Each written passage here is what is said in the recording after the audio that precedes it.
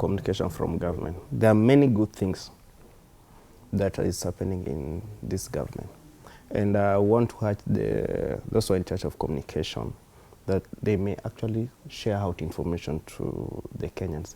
There's a lot of changes in every departmental, parastatals, ministries, great things that are doing for this country. There's been serious development, but there's poor communication to the common mwananchi.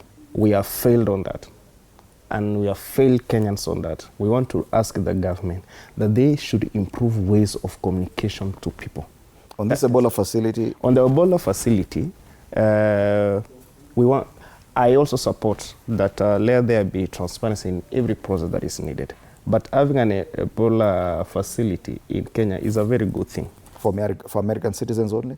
Not really. Well, that's a deal. The Ebola facility is only for Americans. Yesterday I had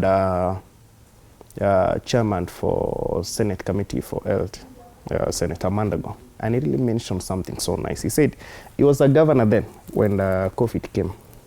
And we were not prepared. We didn't know how to manage COVID. And even under county governments end up having cells and quarantines to arrest people who drink at night and those who travel, because we were not prepared for anything. There's something that we must accept. Ebola has no boundary.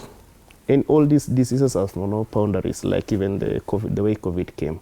Whether we have quarantine place in Kenya or not, they could likely be a spread to Kenya.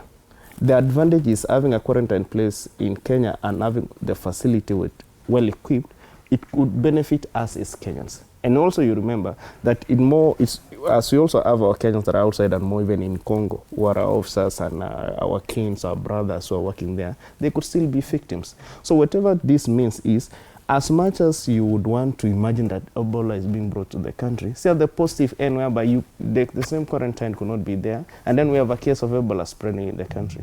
It still benefits us. So let me tell you, Fred. The deal is with the Ebola quarantine facility, unless the government clarifies, is that it's purely for Americans.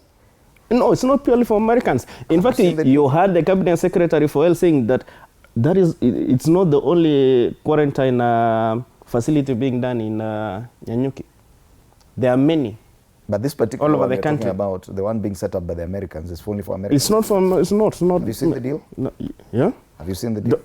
I haven't, but I've had the officers. Where do you get the information that it's only for? The reports we got came from U.S. media. That's where, for the first time, we encountered this issue. And according to U.S. media, including Fox News, it is for American citizens who are in DRC and have contracted Ebola, then they're quarantined there instead of being taken home. That is a communication we have, unless we see the deal and it tells us different. So you trust whatever you saw it from the U.S., not from what the president said. The president talked about an investment of almost 1.6 billion US dollars.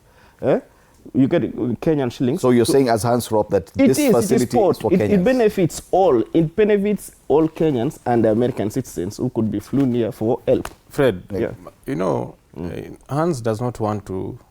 He's blowing hot and cold on this issue. It's very simple. The element of Ebola, again, I said it's very insensitive. It's actually, you tend to wonder